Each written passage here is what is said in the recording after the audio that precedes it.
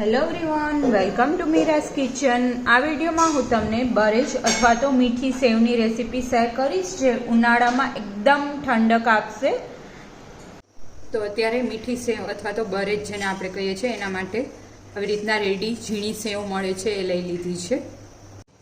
હવે એક કડાઈ અથવા તો પેન લઈ લઈશું અને એમાં ઘી એડ કરી દઈશું। 2 ટેબલસ્પૂન જેટલું ઘી અત્યારે હું એડ કરી દઈશ। તમારે વધારે ઘીવાળું ખાતા હોય તો વધારે બી એડ કરી શકો। આમાં ઘી હશે તો જ ફાઇન ફ્લેવર અને ટેસ્ટ આવશે। હવે એક સાઈડ આપણે પાણી ગરમ કરવા માટે મૂકી દઈશું। હવે કાજુ આપણે અત્યારે મેં લઈ લીધા છે અને એને આપણે ઘીમાં ફ્રાય કરી લઈશું। ઉપરથી ગાર્નિશિંગ માટે એડ કરવાના છીએ, એટલે તમે ના એડ કરો તો બી ચાલે, ઓપ્શનલ છે। ગોલ્ડન કલર આવી ગયો છે। આવી રીતના કાજુને ફ્રાય કરી લેવાના। હવે ઘી ગરમ જ છે, એમાં આપણે જે સેવ લીધી છે અત્યારે એ એડ કરી દઈશું અને આને આવી રીતના થોડી કટ કરી લેશું, કેમ કે બહુ મોટી મોટી સેવ છે એટલા માટે। તો અત્યારે ગોલ્ડન કલર આવી ગયો છે સેવમાં, આપ જોઈ શકો છો ગોલ્ડન બ્રાઉન કલર આવી ગયો છે। હવે એમાં જે આપણે ગરમ કરેલું છે પાણી એડ કરી દઈશું અને ઢાંકી દઈશું, કેમ કે બહુ છે।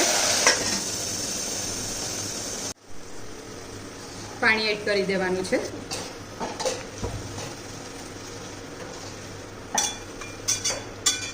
પ્રોપરલી મિક્સઅપ કરી દઈશું।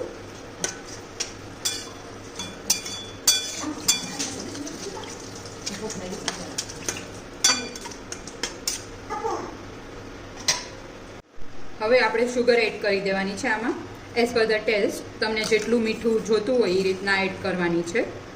બહુ વધારે મીઠું ખવાતું હોય તો વધારે એડ કરેલું છે સુગર, કેમ કે અમારા ઘરે બહુ સ્વીટ નથી ખવાતું।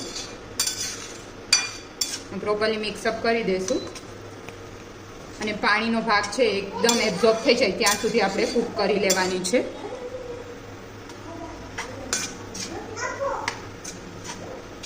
તો આપ જોઈ શકો છો એકદમ પાણી એબ્ઝોર્બ થઈ ગયું છે અને ઘી જ રહ્યું છે, ફરતી બાજુ ઘી છૂટી ગયું છે।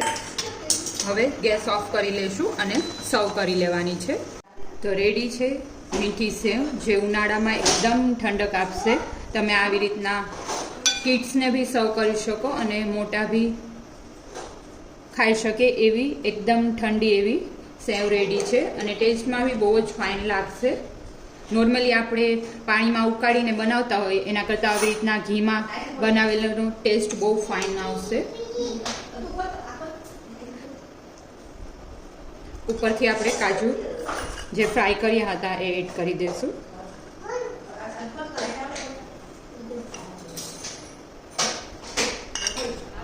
તો રેડી છે બરેજ, જે એકદમ ફાઇન બની અને રેડી થશે। તો આપ બી આ રેસીપી ટ્રાય કરજો અને કમેન્ટ કરી અને જણાવજો તમને મારી રેસીપી કેવી લાગી।